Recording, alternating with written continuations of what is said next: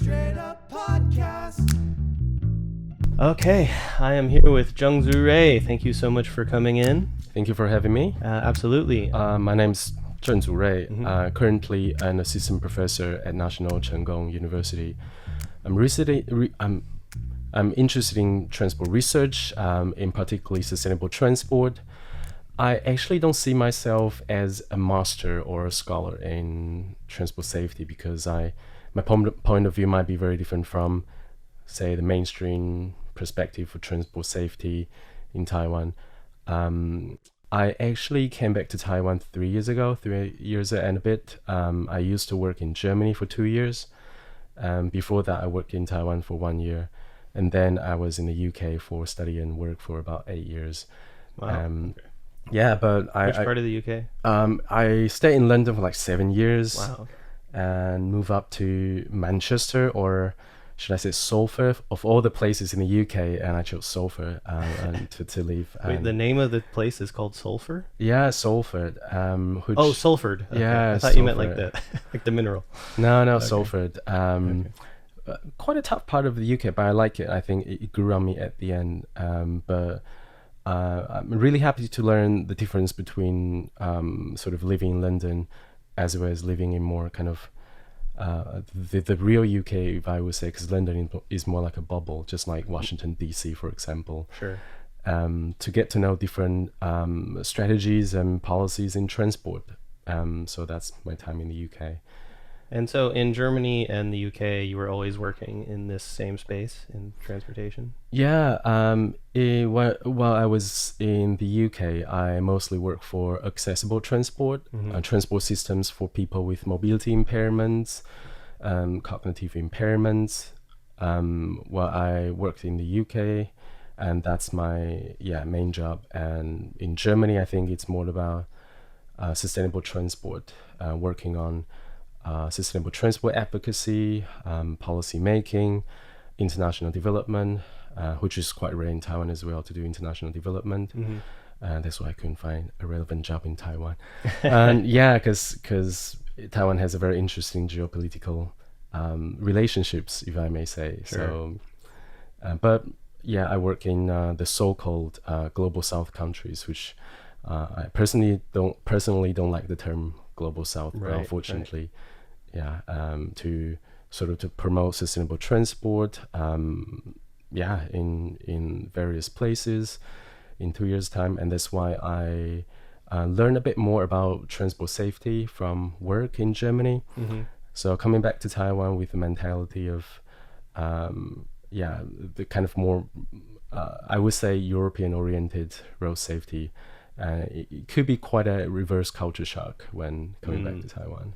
Well, it's great to hear about that because I think that you will bring a really useful perspective to this issue that I'd like to discuss, which I guess can basically be summed up as, why are the roads in Taiwan so crazy? And the whole situation between pedestrians, cars, and everything. I think there was a big CNN article that came out last December, calling, Taiwan a living hell for pedestrians, which got a lot of coverage within Taiwan, but also around the world. And so the government has finally started to kind of address this issue. But for people who don't live in Taiwan, we might have to paint a picture a little bit of why it's being described this way and why.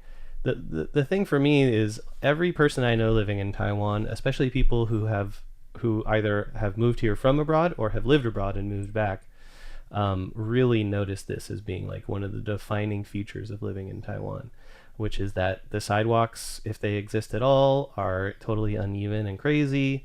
Crossing the street always seems like an adventure because you never know if the cars are going to stop for you. There's a lot of scooters on the street, a lot of traffic accidents. And so let's kind of set the table here. Let's paint the picture of what the situation is in Taiwan, with just the kind of general statistics about how many accidents, road deaths, etc. are there in Taiwan, and how do those compare to other countries? That's a very good question. I think it hasn't really been on the radar for quite a few years, not until, as you say, last year, the CNN's coverage. and more civil society organizations campaign to really bring this public awareness to the, I would say, to the mainstream media. Example would be for the figures, I would say between January and June this year, there were 1,569 people killed in motor vehicle crashes. And then in the same period of time, we had about 1,800 something around that motor vehicle crashes. Compare the figures with last year, it was a 6.4 increase and a 13.3 increase as in year-on-year comparison. And the trend has been on the rise for the past 5 or 6 years. And so every year, including 2022, and we had over 3,000 traffic road deaths. So yeah, that's so it's the actually trend. Getting worse, kind of. Yeah, it's a $1 million question, because if you look at the data, the trend was pretty promising until 2017, so the year 106 in Taiwan, so 2017. But for some reason, the number of road deaths and crashes started to increase till now. And even for research institutes in universities or in the national government, no one could really pin down the reason of that increase. Very drastic change before and after 2017. Okay, and so how do these figures compare to, both Taiwan's neighboring countries, which may be like the best sort of cultural and economic comparison, but also compared to other developed economies in the world, or even developing economies in the world? Yeah. So if we look at Taiwan's GDP per capita, which is about $30,000 US, put that into the perspective of the comparison of global GDP per capita between countries, we see that Taiwan is between a few countries. Say Japan's GDP is a couple of thousands ahead of us. So if I say like 5 countries, there are 5. Just pick 5 countries that has higher GDP than us, and 5 countries that have lower GDP than us. Then we have, say, Italy even is higher than us, and Japan, even Malta in Europe as well. Slightly lower than us, there are Cyprus and South Korea. Surprise, but not too surprised, because Taiwan has been doing pretty good with economic development. Sorry, real quick on Korea. Is that per capita income or total? Per capita, Okay. yeah. And the Czechia and Spain and Estonia and their GDP are actually trailing behind us. But if we look at the road traffic deaths, South Korea is about 9 people per 100,000 inhabitants, and Japan is like 2 point something, extremely low. Italy is about 4 or 5. Spain is about 4 or 5. Czechia is about 5, 6. The same for Slovenia, Cyprus, Estonia. Taiwan's number is 12.1 to 12.7. So it's more than double even second place, is that right? Even the close second is South Korea, which is 9. Right. Okay. Yeah. The rest are like 4 or 5 or 6. Wow. Okay. So yeah, I mean that is a really helpful number to help put into perspective that it really is a problem here, and it isn't just something that you see everywhere in the world. Yeah. If I may say, in my if my memory doesn't fail me, I think when we said 12 or 13 casualties per 100,000 inhabitants, then compared to our neighboring countries, and we are quite in the same league as the Philippines. Yeah, and then even for some Central Asian countries such as Kazakhstan and other countries. So that actually sometimes baffles me when the authority, say road safety authorities in Taiwan, are trying to copy, if I may use the word copy, or refer to say, Japan as the role model of road safety. But I feel like we are not actually in the same league, such as, say, in the world of road safety, if I can say Taiwan is more like a AA baseball player, Japan is like all-star. Right. I think for a AA baseball player, there's a lot more to learn than just copying the stance, Right. the tricks, and because we have to start from the basics. Right. And if I may Sure. be able to add something, so when we compare the countries, I was not trying to compare just countries just for the fact of the road death numbers.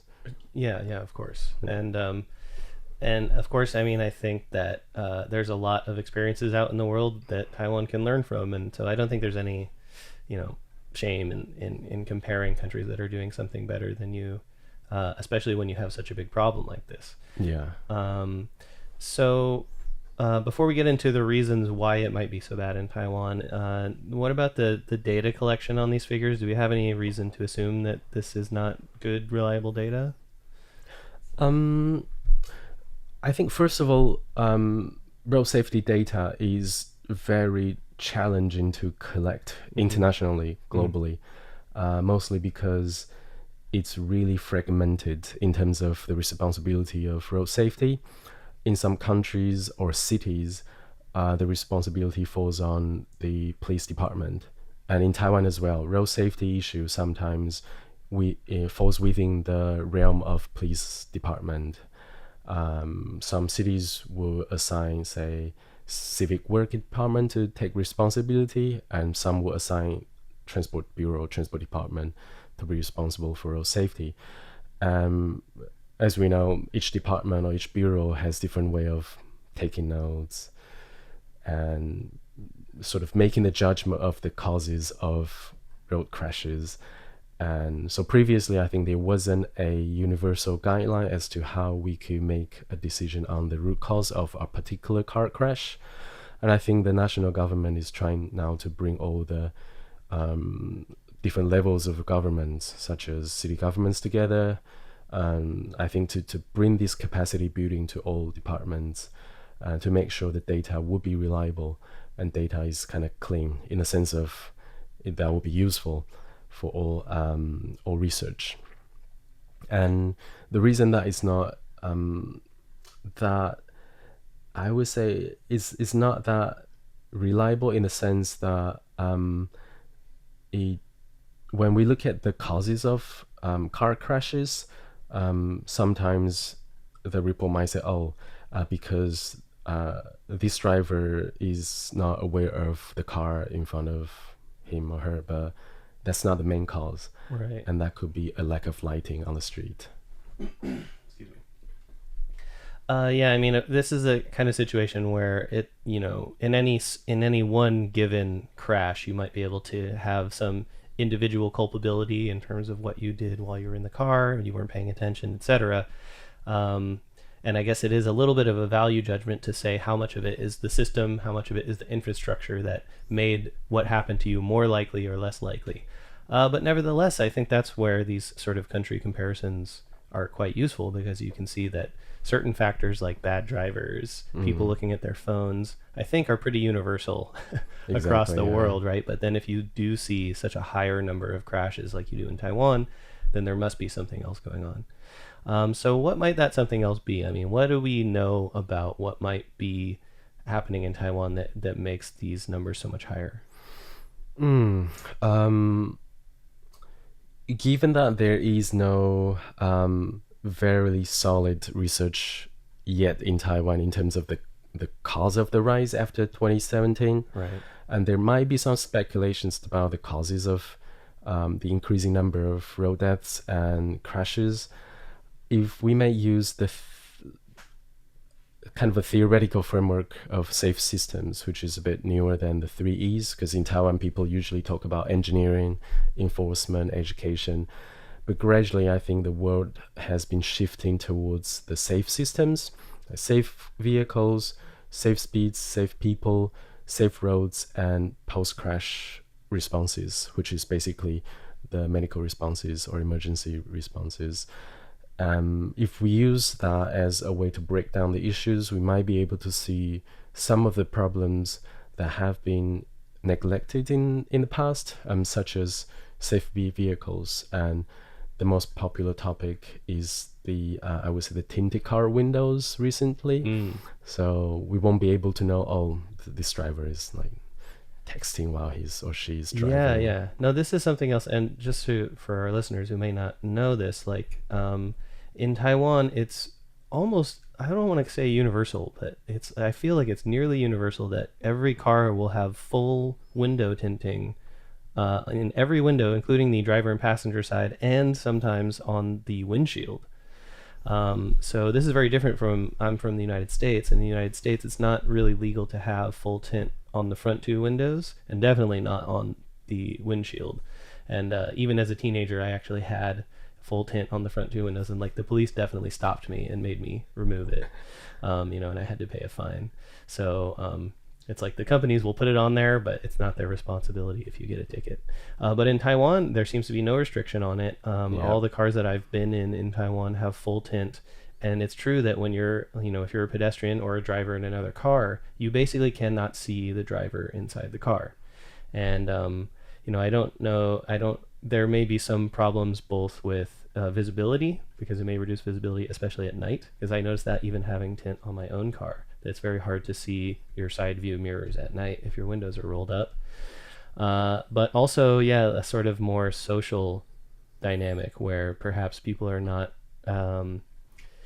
they're not as embarrassed by doing something that is rude on the street because they know that the person cannot see them. Exactly. Or see them, like you said, looking at their phone or something like that. So, but are you saying there's not very good data on how much this is impacting things? I doubt. I think through the pressure of them, I think the pressure has come from the civil society organizations and probably some of the legislators or local councillors. They are pushing the Ministry of Transportation and Communication to at least provide some measurable guidelines. Right. And say 70%, which is universal, or 50% in some countries like Malaysia, Australia.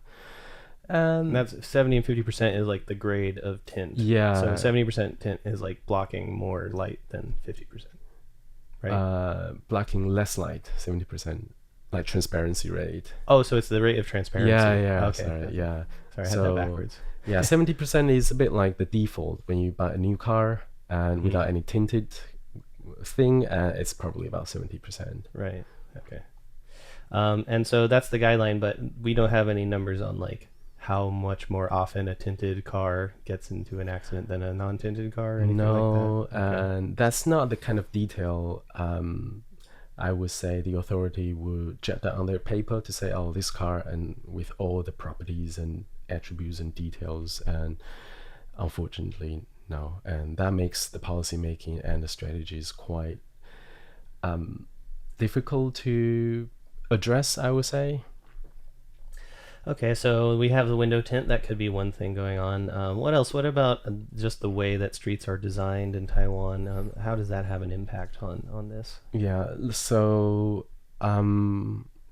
it's interesting to see how Taiwan's street design has changed over time, because people like to compare the current Taiwan street landscape and city landscape as opposed to landscape in like 50 or in Japanese time, if I may say, and the time where the US had some influence over Taiwan many decades ago.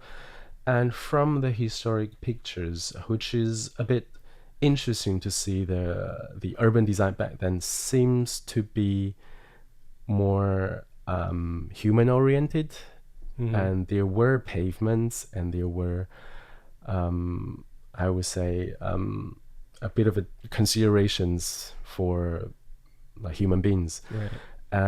There hasn't really been any kind of enough justification to pinpoint like what exactly happened between that time and now.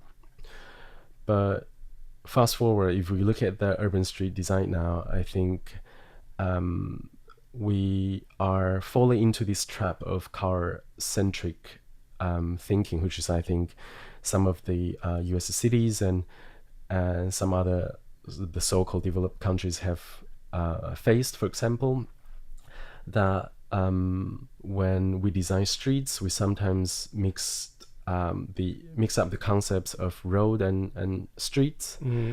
Then we design streets with the mindset of roads. Then we don't really slow any cars down. Okay, and just what's the difference between a street and a road? So roads serve the purpose of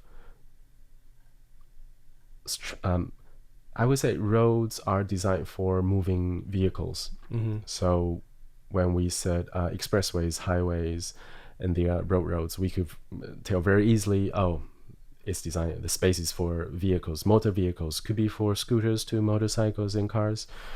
Streets are for everyday life, such as you go to your local cafe or your breakfast shop, and you most of the time walk into a street or a more populated area. Then that serves the function of our everyday life, and that has to be a slow zone because people walk nearby, live nearby, and that also has something to do with air quality and noise level as well.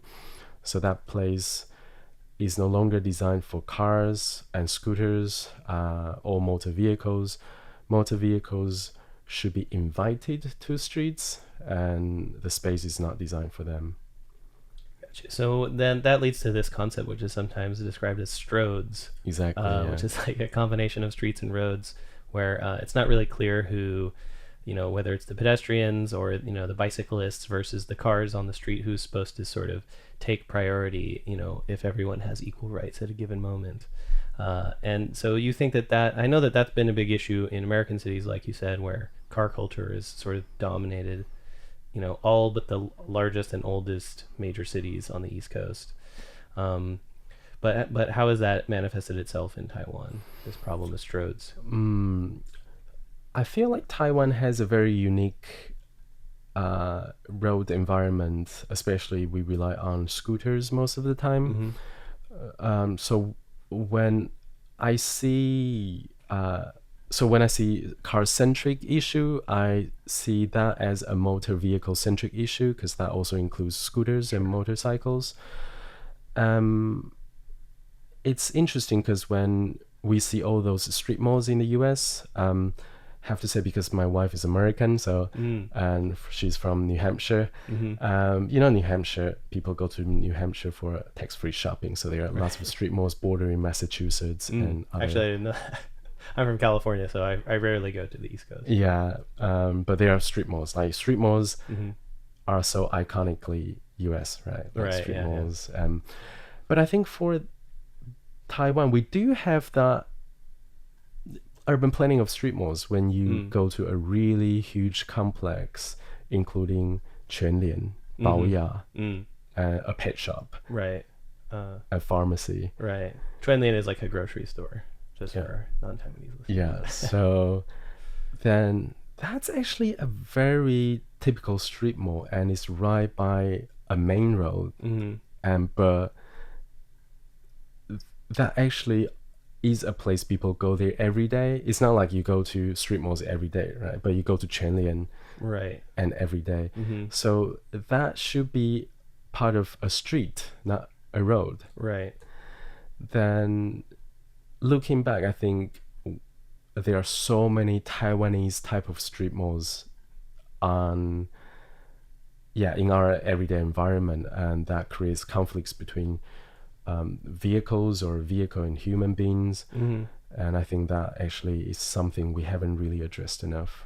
That kind of brings me to this issue of parking, because this is something that I have noticed as both a pedestrian and a driver in Taiwan, is that there's a lack of designated parking in almost every street that I see. Like, for example, at Quanlian, a lot of Quanlian that I see, a lot of grocery stores, there's no parking lot at all for that place.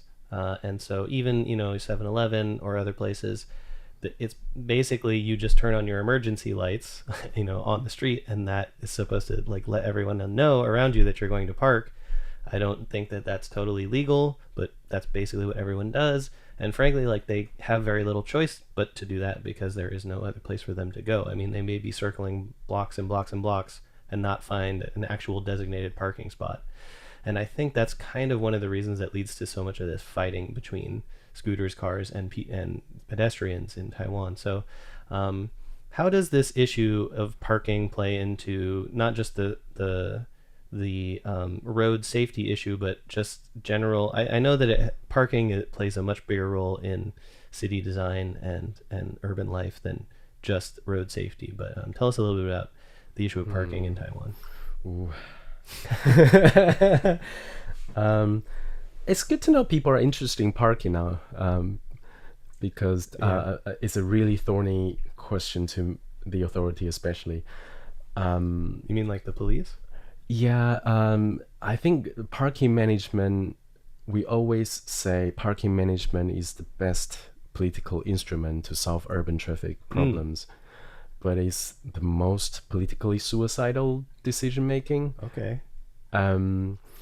Because no one wants to take parkings away. Like, if they say, oh, you're gonna take a parking space away for shops as well, they say, oh, but where would my clients or customers park? And you're taking away my business. So yeah, you can never take any parking space away, even though there's only one parking space outside of there. Right. 99% of their customers actually walk to their shop, but for them it's a symbol of prosperity. Like, oh, parking means people, means business. Parking management is something, I think, at least as far as I know, for my limited knowledge, that's something all cities and counties in Taiwan are very aware of as an issue, because illegal parking leads to traffic accidents or car crashes, because they pull in and out of the somewhere like red line or yellow line. There's not supposed to be cars anywhere near there. So if I may use a example, say living in Taiwan, we'll go to like 7-Elevens, a noodle shop, a tea shop. Technically, those business premises, that particular space should be a parking space. So when that's like decades ago, that's a legacy of that parking problem. They're all built decades ago. When the developer or owner submitted their permission to the local authority to say, oh, I finished 95% of the building that's required, and I submit this application, so I am hoping to get the permit for the city government to say, okay, now you can use your building. But in that permission, that space was always a parking space. But after the owner or developer got the permit, they will push the wall back towards the qilou or the pavement, so that now we have noodle shops, breakfast shops, 7-Eleven. They are all built on shifting their cost to externality that's burdened by all of us. Well, okay, I want to come back to more specifically this issue of parking, but I also want to ask a more general question, because it sounds like what you're saying is, in this case, developer, they get the permit. It gives a certain amount of space, and there's a certain amount of space that is supposed to be, I guess, legally designated for parking, but instead they just extend the building so that they can put a business on the street there. So then my next natural question would be like, well, don't they get punished for doing something like that? Which leads me to this overall question, which I have noticed in Taiwan, is like, how much of, if we want to talk about regulations and laws that can fix some of these safety issues, traffic issues, etc., parking, how much of the problem is a lack of regulations and laws on the books, and how much is a problem of enforcement by the government and the police?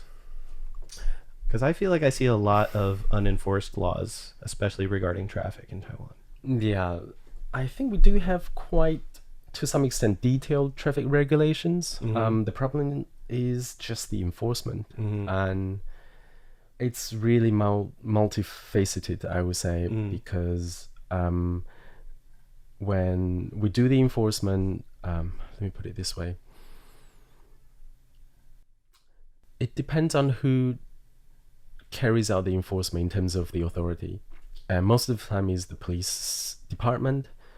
And in some cases, I'm not saying all of the cases, but in some cases, if you live in a small village and you know each other pretty well, and for that social pressure, it's hard for the police officers to really give someone a ticket in such a small village.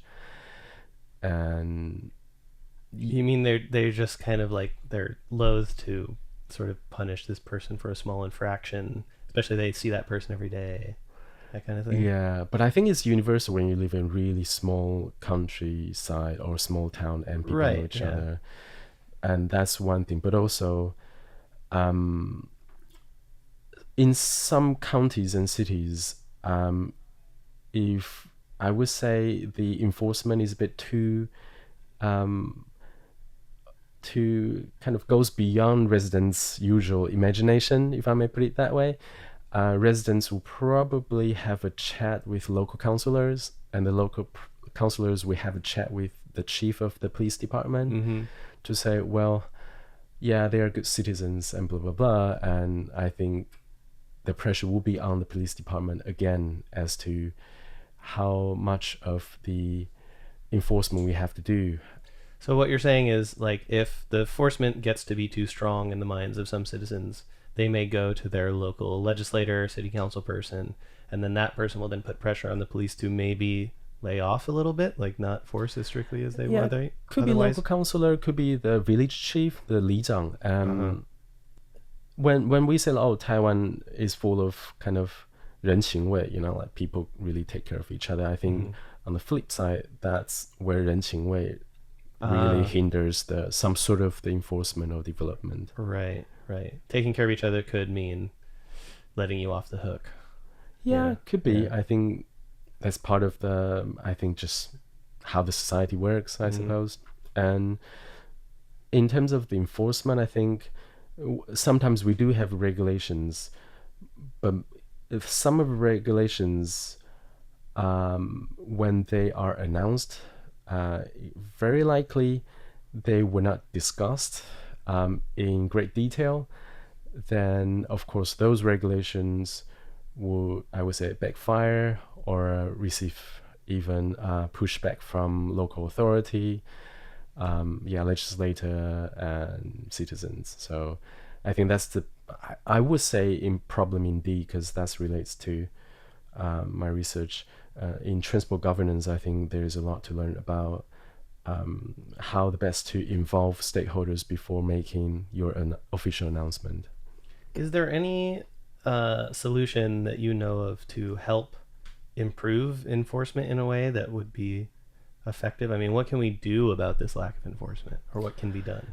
Well, now some cities and counties use like cameras to do the smart enforcement, which is quite smart. I think for them could be quite a relief because they don't have to face their friends in the first to take some of reduce the personal conflicts. blame off of them. Exactly.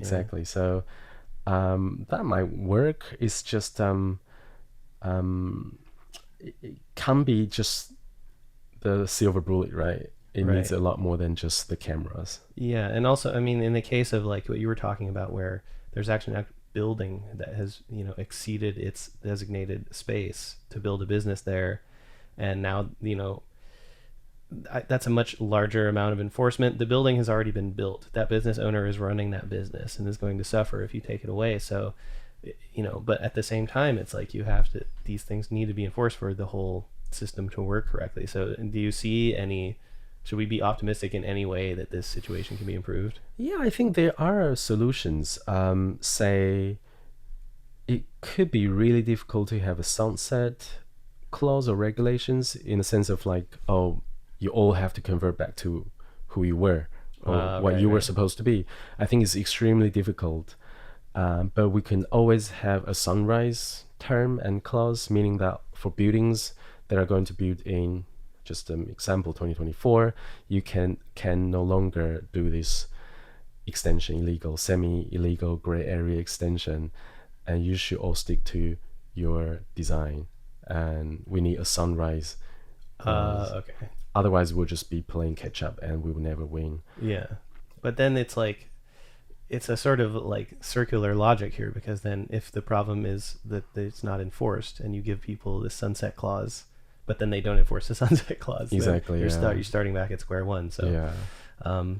Well, let's combine these two issues of enforcement and parking and talk a little bit about Taiwan's streets for pedestrians, because this is something that, as a person who does not own a vehicle in Taiwan, I'm a pedestrian basically all the time, except for when I rent a car or scooter.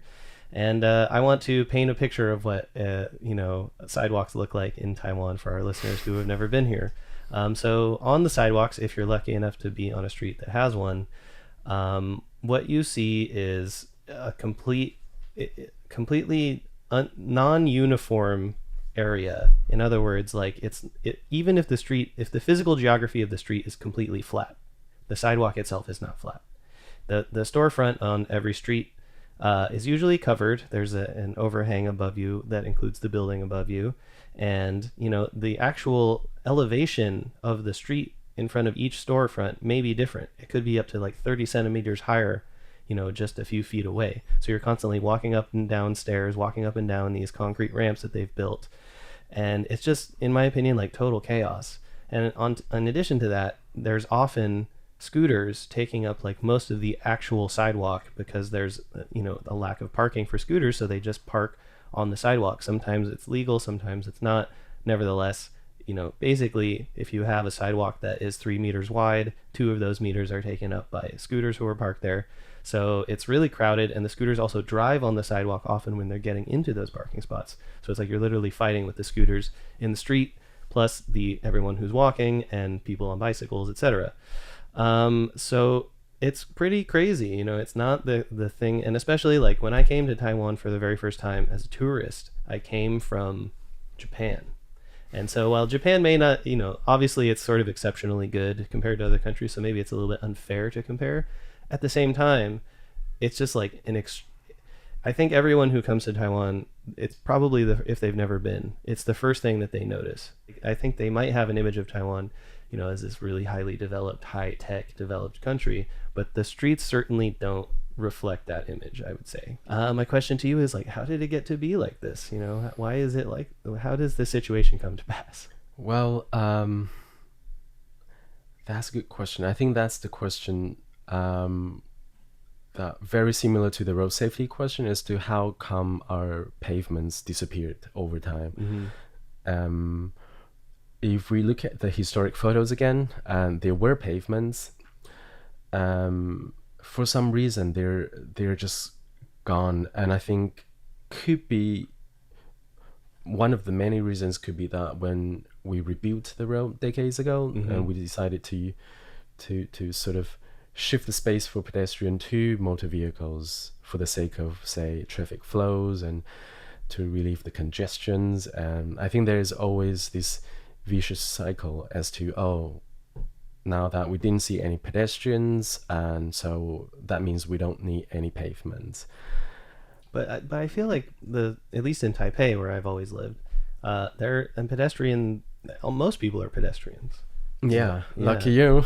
Yeah. But I just mean the idea that we don't see many pedestrians, like it doesn't make sense to me. It would seem that would be more or less your first consideration, because the public transit system is actually quite good. I would say that's like the one thing that Taipei City does really well. The subway system, the MRT, the bus system is pretty comprehensive, and you can basically live without a vehicle here because of that. But then why is it that in terms of planning and I don't know, design that pedestrians seem to kind of get the short shrift? Mm-hmm. There are regulations about the provision of pavement or sidewalks in the sort of like planning guidelines or building codes at the national level, but I feel like, as far as I know, there hasn't been a sort of significant improve, if I may say, and to study the quality of the pavements. So, for example, we could always say, for pavements, it has to be a minimum of 1.5 or something meter wide. But then what about the gradient? What about the quality of the pavements, the materials, the lighting conditions, the tree canopies? And we don't really have a systematic overview of this.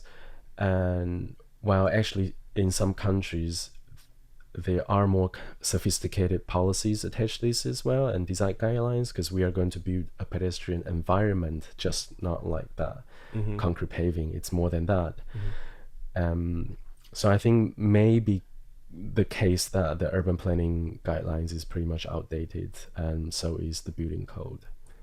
I have a question. Is it the case in Taiwan that the sidewalk is actually public property, or is it owned by is the area in front of a building the property of that building owner, or is it owned by the city and regulated by the city? If that's the like pavement, I think it's public space. If it's Qilo, then it's tricky. And what is Qilo? Describe that. Qilo is the one a little bit like veranda that you have your when you walk along a Qilo, you notice that there are buildings above you, and the second floor is kind of an overhanging space, and that's I think a legacy for that sort of building design many decades ago. It's a gray area because in the regulation it says it's owned by the house owner, but you have to maintain the space and to provide space for pedestrians, but it doesn't really say how much of the space you have to provide and to what extent or to what level you have to maintain the space. Right. That brings me to another question, because I feel that this problem is very obvious, but and everyone talks about it, yet at the same time I don't feel that if you're a voter in Taiwan and you've got your top 5 issues that you want your local person to deal with, this doesn't, even though everyone talks about it and knows that it's bad, this doesn't seem to make the cut in terms of what most people are worried about, especially when they're going to hold their local lawmaker accountable in terms of not voting for them next time or asking them to put this on their platform. So do you see this as a big political issue in Taiwan? Yeah, I do see that's becoming a really heated topic, just by the number of, say, conference or the coverage by the mainstream media. And more local councillors are organizing events to have the experts or planners to come and to co-design the streets for the residents. And they are not always successful because there's always power struggle and conflicts of the space and who has the right to the space, right? It's always really tricky. But I think it's very interesting to see it has brought up the public awareness among especially young people. They are learning to hold local councillors accountable and city governments accountable. There are civil society organizations or Facebook pages that share information about traffic problems and mostly about the street space allocation issues. So I think it really depends on, I would say, jurisdictions, whether in your village or in your district, people do care about that. But as far as I know, that also brings up the generational differences. For example, younger people would prefer the provision of pavements as a essential infrastructure.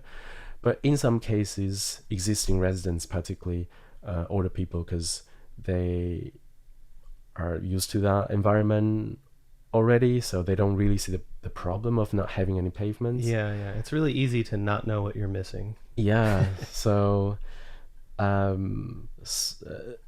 has been really evident that in the previous local council election, some local councillor candidate kind of sort of headlined this as to I do care about traffic safety or street space allocation, so kind of vote for me because I care about your living environment. Some local councillors did that, to use that as their headline. But it's never a really clear cut, because I know some local councillors who have been a long-term supporter for pavement and pedestrian rights were not re-elected last time. So it's a bit of a wild world out there. Yeah, and that is, for me, a little bit the most disheartening thing to hear, which is that Because there does seem to be, well, let me ask you, I mean, who is the one who benefits from the way things are now? Or perhaps another way to put that is who will suffer if we sort of implement the kind of things that would make the whole system work a bit better. But, you know, obviously there's always winners and losers. So if in an ideal world we could implement this more, much better, more efficient, safer street planning, you know, are the ones who are going to be the losers in that situation? It's tricky.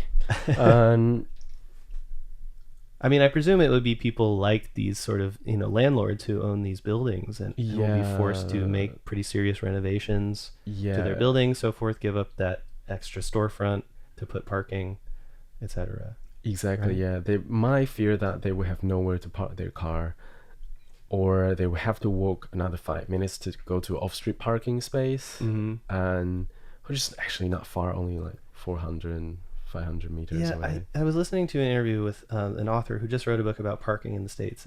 I wish I could remember his name and plug his book. But Pave Paradise. Yeah. What's his name? Oh, I can't remember. Okay, well, maybe we'll insert that somehow into this podcast. But he made a really good point about this issue in particular, about walking distance from parking, which is that people's expectation, for example, when they go to a subway station or a bus stop, is that they might have to walk 5 or 10 minutes further from that place to get to their final destination. And they don't seem to be too upset about that. That's just kind of built in to the concept of I'm taking the bus. Taking the bus means I walk 10 minutes to the stop, and I wait there, and then I take the bus, and I walk another 5 minutes to my destination. And people get upset. When it comes to parking your car, people have this expectation that they should be able to park directly in front of the place that they're going. And if they can't do that, they're really upset. And so he was kind of saying we have to set up a situation to change the expectations that parking doesn't mean that you get to park right in front of the place. It might mean walking, 10 minutes away from where you parked your car. And I feel like that's kind of one of those elements that's at play here. Exactly. Yeah. And that's even more pronouncing for scooters because they're even more mobile. Right. And people see scooters as a way for last mile transport, and so scooters have to have the right to park in front of the destinations, and that makes off-street parking for scooters even more challenging. I want to be respectful of your time, so there's one other issue that is peripheral to this but not directly related to traffic safety, which has to do with kind of the difficulty in redeveloping areas.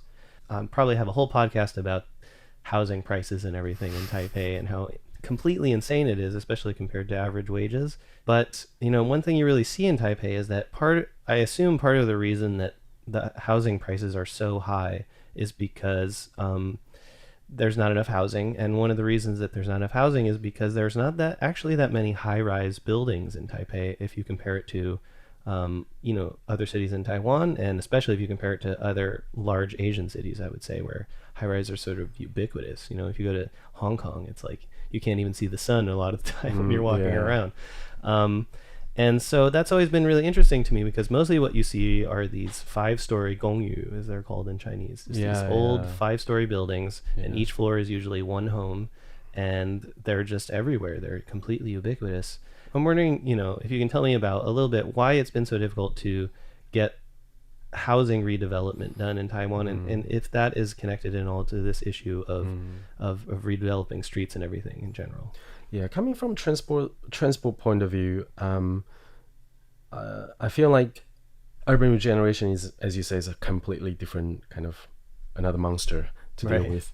But from transport point of view, I feel like, of course, because the property market is really hot, and it would be more valuable to hold on to your property for right now because it's going up. And so for those gongyu owners, interesting, I don't know about Taipei, but in southern Taiwan sometimes real estate agents would call them the fitness gongyu, because you have to climb up 5 stories. I actually live at the top floor of one of these gongyu, and no elevator. It's up and down 5 stories every single day. So they say, if you like fitness, and this would be good for you.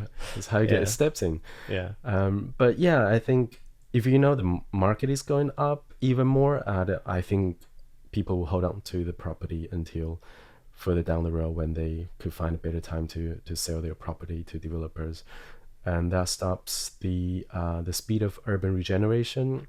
And that also, as far as I know, heard this from another expert in sustainable development, that also stops the progress, or slows down the progress of the installation of solar PV, because if you hold on to your old apartment, then there is no regulation for the owner to install solar PV. But for regenerated areas, you have to abide by the new regulation to install solar PV, and that's why solar PV coverage in Taipei is a little bit lower than the average, because you don't get new houses that much, or not many new developments. But for transport, for the sake of transport, I think that really hurts, because those old gongyus don't really have any parking spaces, and they always park in small alleyways, and they are mostly in small alleyways. And then there's no space for off-street parking as well. Then I feel like it really has to have a more grander scale of regeneration or redevelopment to make sure that those externality will be included in the new properties. In the meantime, to promote transit-oriented development, so to encourage those who buy the new properties will commute by active mobility, public transport. I think it has been done in some cities in the US when cities remove parking maximum, because we usually have parking minimum. So when you remove the parking minimum and to introduce or to enforce parking maximum, and that's for the authority to declare that this is the amount of parking spaces we can supply in the city center, and we can't accommodate any more cars, so people will switch to public transport, walking, cycling. And that's the same for housing development as well, when the authorities said, we will abolish parking minimum. That means it goes both ways, I could see. That means in the way housing prices could go down a little bit, because sometimes when we buy a flat or a house, the parking space accounts for a big chunk of the money we pay at the end. But most of the time that's empty, or most of the time it's not habitable. It's just for cars, and it feels like we are trying to buy a parking space with a house attached. Primarily people will care about, is there any parking? Is it 1 or 2 or 0? And so it feels like we're trying to buy a home for car with that happens to have a home for people. Exactly. So if we don't have to really pay too much for the house for or home for cars and live close to public transport, then ideally the housing market could be cooled down a little bit, because the houses will be cheaper. That's one thing, but it needs the enforcement as well, because that happened before, when back in the days Taiwan didn't have the parking minimum. People park their car on the streets because just there's not enough space in the basement, so let's park on the street by the riverside, or whenever there is and wherever there is no red line, let's just park. So there needs the enforcement as well. All right, well, I don't want to end this interview without having a little bit of maybe some positive energy here. So why don't we let's talk a little bit about what are the things that maybe Taiwan is doing well in this traffic space, if any, and if there are any sort of prospects that you see for improvement. If there's any movement in any cities or counties in Taiwan that is, and if you see any sort of political movement on getting more action on these issues. It's good to see the national government is trying to hold themselves accountable, if I may say, through all the press conference and media coverage, even though there is a lot room for improvement, and it's just it needs a lot more collaboration with different stakeholders. But I think it's kind of, at least there is the awareness of let's do something. So that's one thing. And on the other hand, I think there are more grassroots movement, just like the protest or demonstration that happened in August about road safety. then that shows the public awareness has been on the rise. It's always important to have the sort of the involvement of just like you and me, and to hold our cities and local councillors accountable. And it's also very exciting to know those stakeholders. Some of the stakeholders or people actively participating in the civil society organizations are young people, and that means they really care about their future generations, including themselves. And I think that this area will be interesting to watch in the next few years. All right, well, it's a fascinating topic. I feel like there's so much more we could talk about, but I want to be respectful of your time. So thank you so much for coming down here and providing a lot of really good information and perspective on this. And I guess we just have to have you back to talk about it again. Thank you very much for having me. Absolutely. Until next time, I'll see you. It's a Straight Up Podcast.